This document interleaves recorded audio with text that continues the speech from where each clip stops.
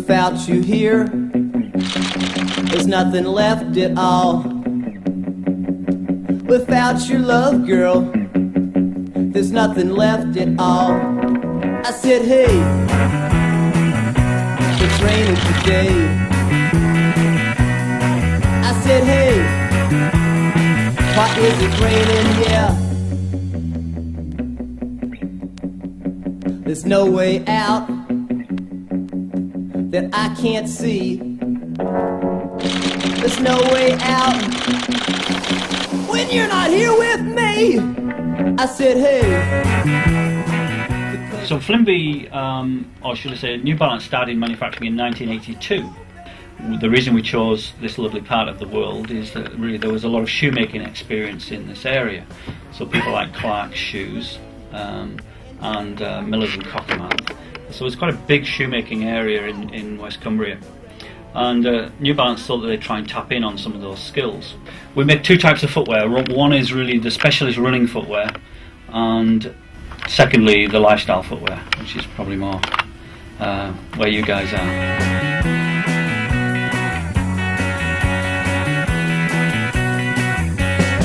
The sun is sinking down from the sky, and there's nothing. These are the type of lasts that we use in the production, and basically what a last is a foot mould. So you've got all your different sizes and width fittings that New Balance use, but you've also got certain types of lasts for different types of footwear.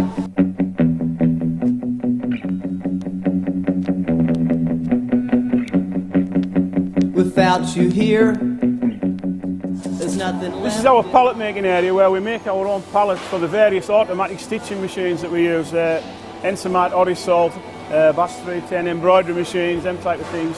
Start off as a blank pallet like I have in my hand. The actual pattern of the shoe is digitised into the screen, and this machine here cuts out the pattern required for each individual pallet by style and model of shoe. These are for a men's 576 collar strap overlay. There's no way out when you're not here with me. I said, hey. So this is where it starts, if you like the tour itself. All the materials that we use come in through these two main doors here. And some of the uppers that we use are all stored in this warehouse. This is some of our suede split material. So we have that there, that's just part of a skin that's been used. That's what we use as a guide. It's an assessment pattern, and it's basically what we call a foxing, which is the back of a shoe. It's raining. This is where we cut the leathers for the shoes. Our knives are size coded, so each knife carries its own individual size code. It should also be written on there. It's a 10, 10.5. So each time he cuts that way, he cuts a left foot. Each time he cuts that way, he cuts a right foot. All shoes that we construct or we build are built on a vamp line. This is the basis we start off the shoe when we start to put the pieces together. You've got things like tongue backers, which are the back of your tongue for your shoe. You've got foams that go into the collar area that give you Achilles support around there. Various other synthetic components that are all held in this area waiting to go through the factory process. I noticed several people took interest in our embroidery section as we were coming through. All the various different types of tongue tops there. There's the lozenge embroidery on foxings that's there as well. There's a good old Union Jack on the back of the 1700 model. This particular shoe was made for Harrods, which you've probably all heard of in London. I said, no, baby, no. There's nothing more to say. I feel the rain. The toe area, the tip area, the front of the shoe gives us that. It's the back of the 999 model. Once all these operations have been completed, we start to put everything together into trolleys, like you see here. And these trolleys here, with the factory ticket gives you all the information you need to make these 12 pairs of shoes.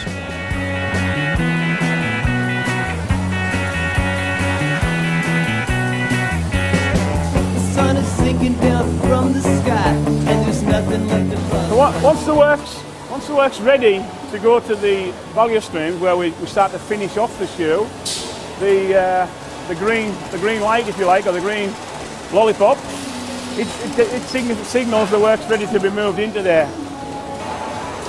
This particular team are doing the men's 993 model. In the auto stitch section, they have what we call 5 passes. Each pass adds components and value to the shoe as it moves through and hands-on through the team.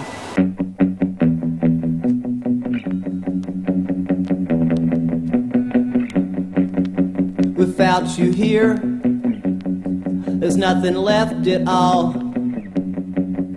Without your love, girl, there's nothing left at all. I said, hey, it's raining today. Okay, this is sort of the penultimate operation of the shoe.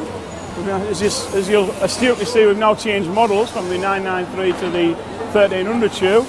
Half sock construction, but the seam's done just the same down the middle of the shoe and across the front there. And the final stitching operation, putting the back of the shoe on, you've now got transformed it from a vamp into an upper. I said no, baby, no, there's nothing more to say. I feel the rain, I feel the rain, and it's falling down on my head. No, no, no, I feel the rain, and I'm wishing you were dead, because it's raining. And then you've got the sole on the shoe. Average shoe has 54 pieces to a shoe, to a pair, sorry, 27 to a shoe. Without stopping, less than 1 hour. All the models and shoes that we do come down the central warehouse track. Off the end of the track, palletised by customer order number, shrink wrapped, ready to go as and when required. And it's as simple as that. Okay? I said, hey, it's raining today. 22 years. Yeah. I worked for Clark's Footwear for 6 years, and Miller's Footwear in Cockermouth, where I started off, for about 8 years. I'm addicted to shoes. I made buses for a little while with British Leyland, but basically... You got more shoes than your wife? My wife works here as well. Because it's raining today. I said no, baby, no, there's nothing more to say. I feel the rain, I feel the rain, and it's falling down on my head. No, no, no, I feel the rain, and I'm wishing you were dead, because it's raining.